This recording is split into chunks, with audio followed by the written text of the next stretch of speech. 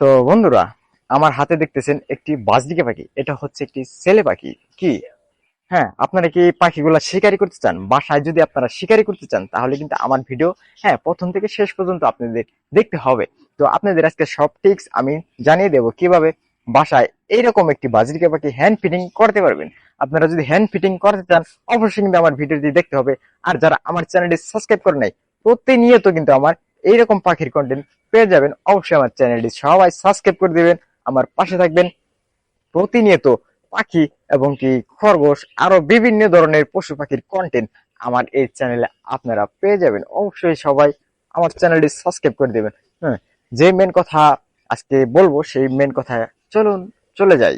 তো এইসব পাখি আপনারা চেষ্টা করবেন 20 দিন কিংবা 25 দিনের বাচ্চা সংগ্রহ করতে। আপনারা 20 দিন এবং কি 25 দিনের বাচ্চা যদি আপনারা সংগ্রহ করতে পারেন, অবশ্যই ওদের কি খাওয়াতে হবে? ওদের হ্যান্ড ফিডিং খাওয়াতে হবে।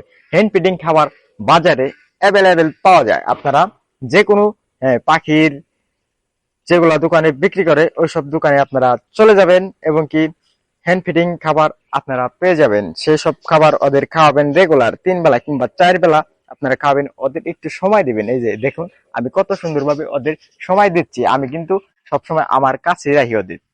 তো সবসময় কাছে রাখবেন, একটু একটু ওদের সময় দিবেন। তো ওদের যখন আপনি কাছে রাখবেন, ওদের একটু যত্ন করে আদর করে রাখবেন, অবশ্যই কিন্তু পোষ মেনে যাবে। হ্যাঁ, বর্তমানের জামানায় কিন্তু মানুষ কখনো পোষ মানে না, কিন্তু পশু পাখি পোষ মারে। মানুষ কিন্তু বেইমানি করে, কিন্তু পশু পাখি কখনো আপনার সাথে বেইমানি করবে না, আপনার সাথে অবশ্যই পোষ মানবে। তো আমি যে জায়গায় যাই ও কিন্তু আমার সাথে সেসব জায়গায় যায়। আমি যখন বাসায় আসি ওকে রেখে যাই। আমি বাসায় আসার সাথে সাথে ও বুঝতে পারে, কেচর মেচর করে এবং খাওয়ার জন্য পাগল হয়ে যায় আমার কাছে। উড়ে চলে আসে। তো আপনারা অবশ্যই এইরকম একটি পাখি শিকারি কিন্তু বাসায় করতে পারবেন। তো সব মিলিয়ে, যেমন যদি ঘুঘু পাখি আপনারা শিকারি করতে চান, সব মিলিয়ে আমার ভিডিও আমার চ্যানেলে দেওয়া আছে, অবশ্যই গিয়ে আপনারা দেখবেন। হ্যাঁ, ঘুঘু পাখির খাবার কি কি এবং কি ঘুঘু পাখিকে কিভাবে শিকারি করতে হয়, ঘুঘু পাখির বাচ্চাকে কি খাওয়াতে হয়, হ্যাঁ সব মিলিয়ে ভিডিও কিন্তু আমার চ্যানেলে দেওয়া আছে, সব অবশ্যই গিয়ে আপনারা দেখবেন। আর বাজরিকা পাখি বাসায় যদি ডিম না দেয়, বাজরিকা পাখি কি খাওয়ালে বাসায় ডিম দেবে, বাজরিকা পাখির যত সমস্যা আছে সব সমস্যা আমার চ্যানেলে পেয়ে যাবেন। অবশ্যই আপনারা দেখবেন। আর যারা ফেসবুক থেকে দেখতেছেন অবশ্যই আমার চ্যানেল, আমার পেজটি ফলো দিয়ে দিবেন। আর সবাই সবাই আমার জন্য দোয়া করবেন যাতে আমি আপনাদের মাঝে আরো ভালো ভালো পাখির কন্টেন্ট দিতে পারি।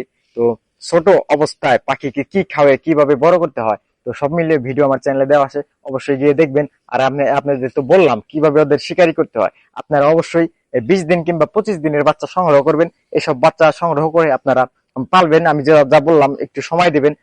সেম ভাবে যদি আপনারা মেনে চলতে পারেন, অবশ্যই কিন্তু আপনাদের পাখি শিকারি হয়ে যাবে। আশা করি আমার কথা আপনারা বুঝতে পারছেন। তো ভিডিওটি আজকে এই পর্যন্তই। সবাই ভালো থাকবেন, সুস্থ থাকবেন। আর সবাই কমেন্টে বলবেন আপনাদের সামনে কি আপডেট প্রয়োজন, আমি দিয়ে দিব।